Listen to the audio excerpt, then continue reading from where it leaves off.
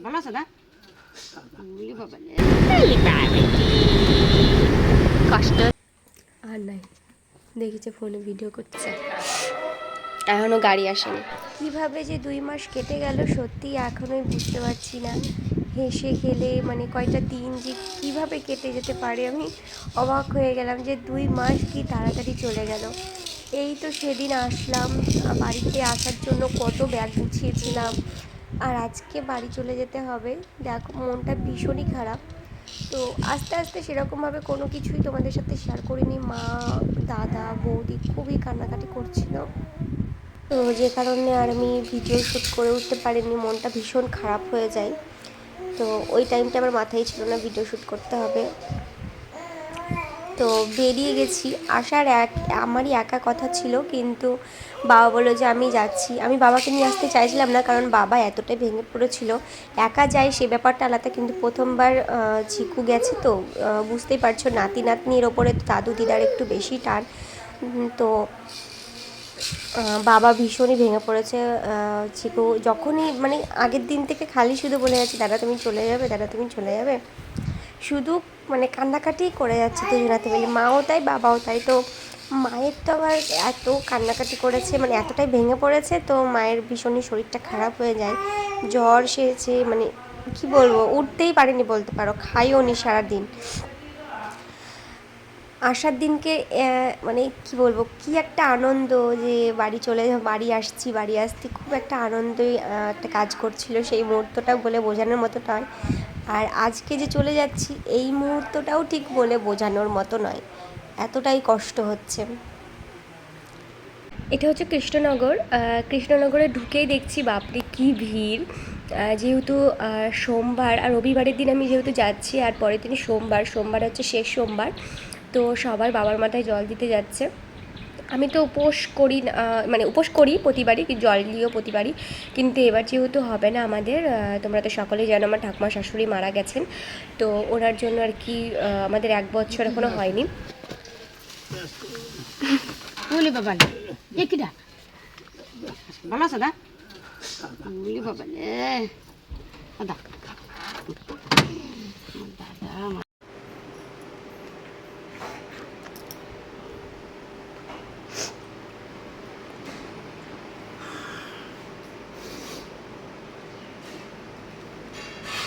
এই মুহূর্তটা হয়তো কাউকে বলে বোঝানোর মতো নয়, এতটা পরিমাণেই বাবা ভেঙে পড়েছিল, যেটা তোমাদের সকাল থেকেই বলে আসছি। তো খুব কান্নাকাটিও করছিল বাবা। এত বোঝাচ্ছি যে কান্নাকাটি করো না, আমরা আবার যাব কিছুদিনের ভেতরে, তাও বোঝোই তো, দাদু দিদা নাতি নাতনির পরে একটা অন্যরকম টান থাকে। সকালে বাবা কিচ্ছু খেয়ে আসেনি, শুধু একটু চা খেয়েছিল। তো এতবার করে বললাম যে বাবা কটা ভাত খেয়ে যাও, কিছুতেই খেলো না, শুধু একটু চা খেয়েছিল। চা খেতে খেতে তাও গায়ের মধ্যে ফেলে ফেলে দেয়, মানে কান্নাকাটি করতে করতে। সেই সময়টা তো আমি তোমাদের দেখাইনি, কি অদ্ভুত, মানে কেমন একটা যে হচ্ছিল বুকের ভেতরে, সেটা মানে একটা মেয়েই বোঝে। যাই হোক, বাবা অনেকক্ষণ হয়েছে চলে গেছে, বাড়ি পৌঁছেও গেছে। আমি এদিকে ঘরের কাজ সারতে সারতে একটু শোয়াও হয়েছিল না, একটু ফ্রেশ হলাম কেবলই। ঘরটা নোংরা হয়েছিল, নোংরা হয়ে বলতে সব কিছুই পরিষ্কার ছিল, তবু ওই ওয়ার্ড্রপ, তারপর ড্রেসিং টেবিল, তারপরে আলমারিগুলো এদিক ওদিক লড়ানো হয়েছিল, তো সরানো হয়েছে। তো যেমনই মানে আলমারিটা বলো, ওয়ার্ড্রপ বলো, ড্রেসিং টেবিল বলো খুলেছি, আর হুড়মুড় করে সব উল্টোপাল্টা হয়ে পড়েছে। সেগুলো আর কি গোছাতে গোছাতে ঘেমে স্নান হয়ে গেছে। আর আমাদের ঘরটা তো গরম, তোমরা জানোই, গতবার বলেছি তোমাদের। তো এগুলো আর কি পরিষ্কার করে উঠতে উঠতেই সময় লেগে গেছে, তাই একটু শোয়া হয়নি, ওই জন্য টঙের মাথায় চুলটা বেঁধে রেখে এখন একটু চা করে খাচ্ছি। এতক্ষণ একটু ফ্রেশ হতে ভালো লাগছে। ময়লা জমে গেছে এই জায়গায়, কি বিচ্ছিরি লাগছে, স্নান করা হয়নি ওই জন্য। আর চিকু এসে ওকে খাইয়ে দিয়ে ঘুম পাড়িয়ে দিয়েছিলাম, তার মধ্যে মাঝে একটু উঠেছিল, উঠে আবার খেয়ে আবার ঘুমিয়ে গেছে। ওই জন্য আর কি ফাঁকা পেয়েছি, ওই জন্য কাজগুলো আর কি সেরে ফেলতে পেরেছি, না হলে বাবা রক্ষে ছিল না। তো চলো পরে কথা হচ্ছে।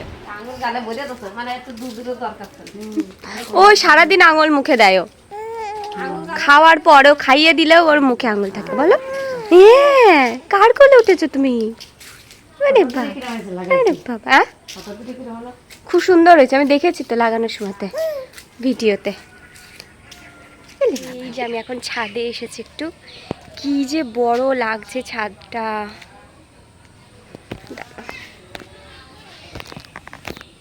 দাঁড়াও,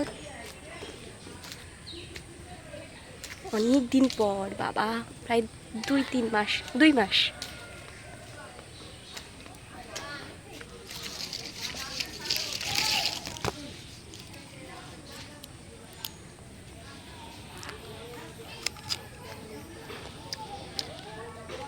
আচ্ছা শোনো শোনো, তুমি কোথায় এসেছো তুমি?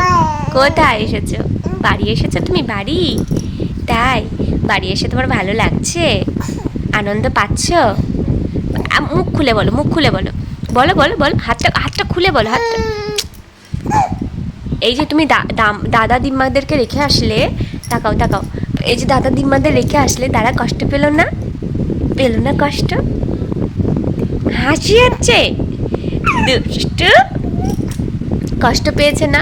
দাদা যে কাঁদতে কাঁদতে চলে গেল। হ্যাঁ, দাদা তো অনেক কষ্ট পেয়েছে বাবা। আর দিম্মার তো কাঁদতে কাঁদতে জ্বর চলে এসছে বাবা। হ্যাঁ, কাঁদু কাঁদু করতে করতে অনেক জ্বর চলে এসছে। তুমি জানো? তুমি তো বোঝোনি। তুমি যখন আরেকটু বড় হবে তখন বুঝতে পারবে পাপা। ওরে আমার বাবা, ওলে বাবা, ওলে বাবা, ওলে বাবা, হিচকি হচ্ছে তো। হ্যাঁ, একটু তুতু খেতে হবে, একটু তুতু খেতে হবে। আরে বাবা, হাঁচো একটা হাঁচো। ওরে বাবা,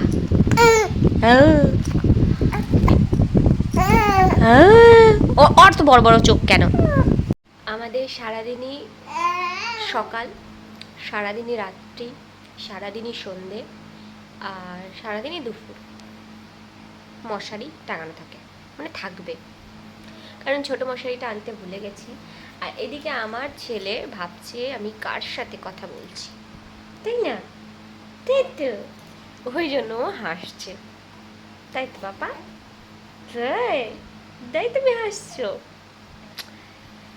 চুলমুল কিছু আঁচড়ায়নি, ওকে খাওয়াবো 8:30টার দিকে, খাইয়ে টাইয়ে তারপরে আমরা চুবো, তাই না বাবা? তো তারপর আমরা কি করবো? কেলু কেলু করবো। হ্যাঁ হ্যাঁ হ্যাঁ হ্যাঁ বাবা, হ্যাঁ। তো চলো খাওয়া দাওয়া করি, খাওয়া দাওয়া করে পরে তোমাদের সাথে কথা বলবো। এখন এই যে খেয়ে নিচ্ছি। মামুনি আজকে রান্না করেছিল সোয়াবিন আলু ডিম দিয়ে তরকারি, আর ডাল করেছিল, তো ওটাই খাচ্ছিলাম আর কি। রাত্রিবেলা খেয়ে শুয়ে পড়বো, প্রচণ্ড ঘুম পাচ্ছে। চিকু এখনও ঘুমোয়নি, ওকে খাইয়ে দিয়েছি, এবার ওকে ঘুম পাড়িয়ে দেবো খাওয়া দাওয়া করে।